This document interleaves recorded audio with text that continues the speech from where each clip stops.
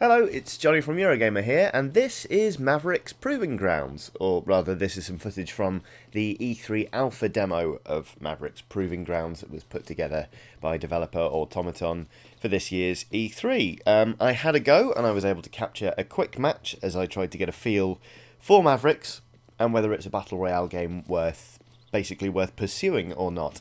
Especially with games from big publishers like, EA and Battlefield 5 now going after the Battle Royale genre, it's starting to feel like it might start to get a bit crowded.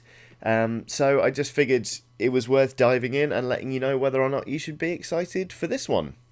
But before we jump into whether or not the demo was actually any good, I figured let's provide some context and have a quick recap on what Mavericks is trying to do differently to other Battle Royale games like PUBG and Fortnite. So obviously Mavericks is coming quite late to the Battle Royale genre compared to, PUBG and Fortnite, and the way it's trying to set itself apart from its established rivals is in its sort of ambitious scale. So here are the things it's trying to do differently. You've got a 400-player Battle Royale, which is obviously, it's 4 times bigger than anything we've seen before. And with a bigger player pool, there comes a bigger playable area. So Mavericks takes place in a 10 by 10 kilometre playable area in a 16 by 16 kilometre map.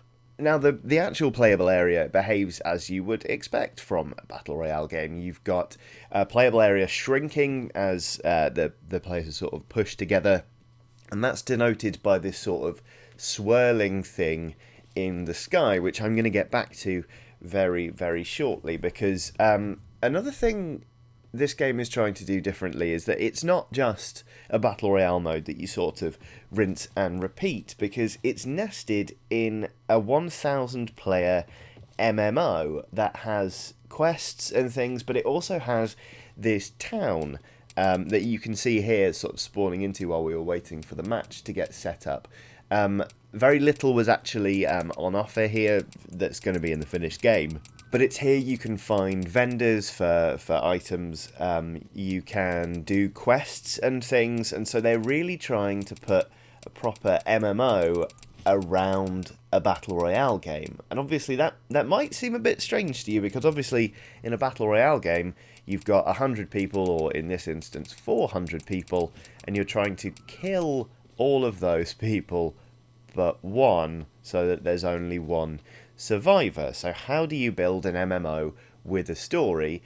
The story details were a bit scant, but it's basically kind of like a near future thing where everything's kind of gone awful, and there's this city that everyone wants to live in, and basically, I'm trying to remember if I got this right, that humanity sort of found a way around death. So again, they were a bit sort of scant on the details, but it's sort of like quasi-immortality is a thing, and that's how you can do a Battle Royale game and then keep dying and coming back.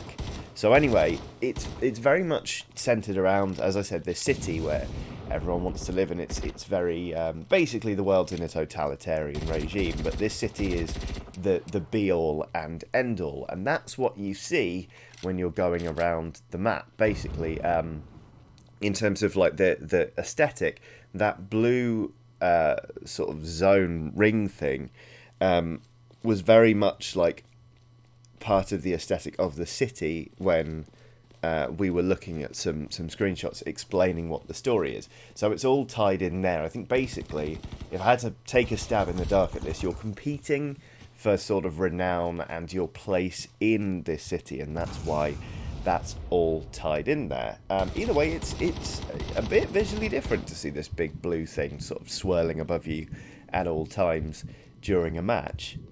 But then obviously there's quite a lot of different things to look at when you're playing Mavericks. One of the things they are very proud of is the dynamic weather system, which, to be fair, was actually quite interesting and quite refreshing.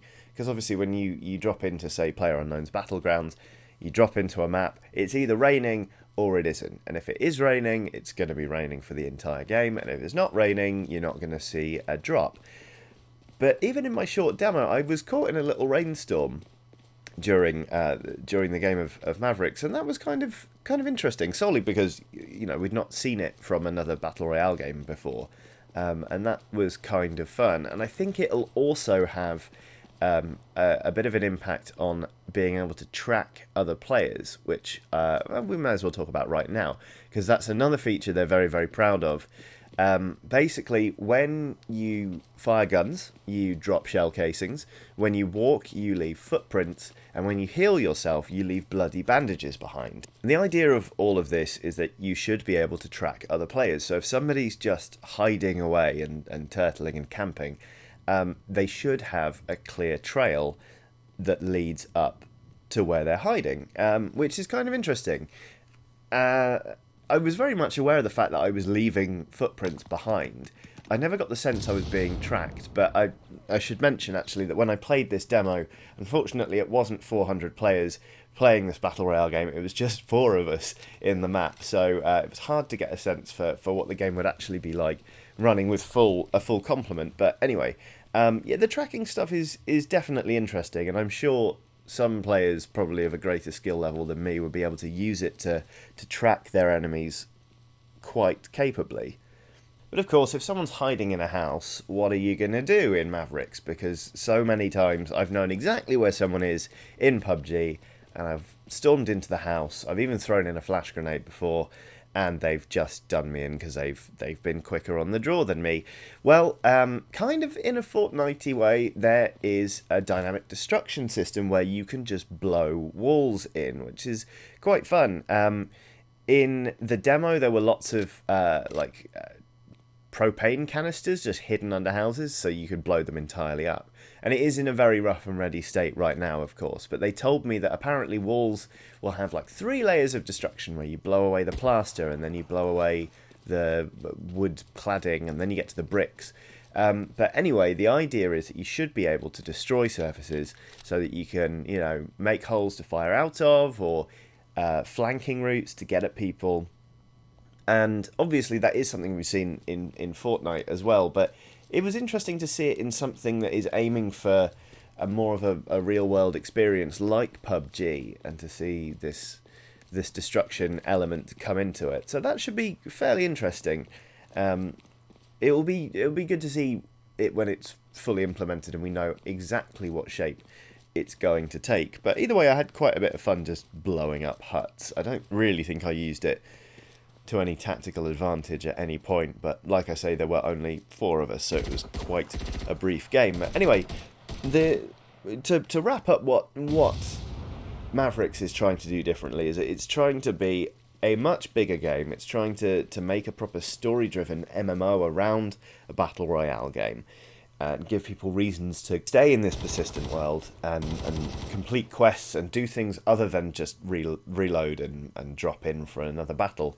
And it also claims to have greater fidelity than any other Battle Royale game. That was very much a line they were pushing in the presentation, with the dynamic weather and the destruction and the tracking and the weapons.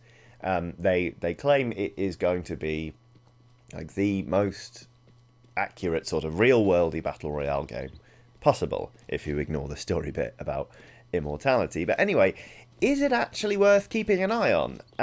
To be honest, I am not really sure from the demo, because there was just no way it could be representative of the full experience. There was 100th of the player count the game is actually aiming for. So, I mean, I won. That should tell you that it wasn't really reflective of what a full game will be like. It's also a super early build, so it's hard to get a sense of how polished it's going to be.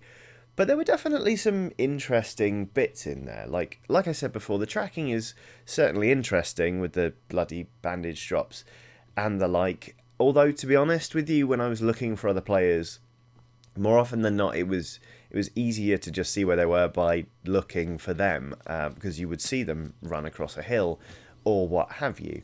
I definitely think it would be useful in terms of tracking camping players, and it did make me think that I couldn't stay in one place for too long, so that was an interesting consideration. I guess, to be honest, that element is down to the players and how they decide to interact with it once the game is actually live. But in terms of a concept, it's really interesting. And the blowing buildings apart, again, that is something that's very interesting to have in the game, and I think more player choice is good, right? Like that's a good shout. And indeed, I think, I don't want to be too down on this demo because it was an alpha build and it was, it's very early days. But for an alpha build, I think it does show promise. Like, there are some cool ideas at play here. Like, the city centre's kind of cool, and to be honest, the gunplay it felt familiar. It plays very much like a battle royale game, but I enjoyed the guns I played around with, and it was, yeah, it's something I think. There's a beta coming up, obviously. Like, when that was announced, it crashed their website. So there's clearly interest in this game, and I think when the beta goes live, if I can get into it, I'll definitely give it a crack, because like I say, it's trying some bold and interesting things, especially with the sort of the customization and the MMO elements, because you're meant to be able to really customize your character.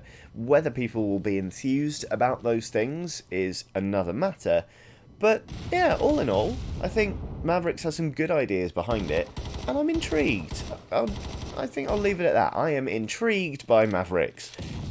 So there you have it. That's what I think of it anyway. But how about you? Please let me know your thoughts in the comments below, especially since if you're watching this, you are almost certainly a better Battle Royale game player than I am. Anyway, we've got loads of other videos on the channel, lots of them, let's face it, about Battle Royale games. So some of those should be on screen now. Do give one of those a click if you fancy it. Either way, thank you very much for watching. Do like and subscribe because it really helps us out. And have a lovely day.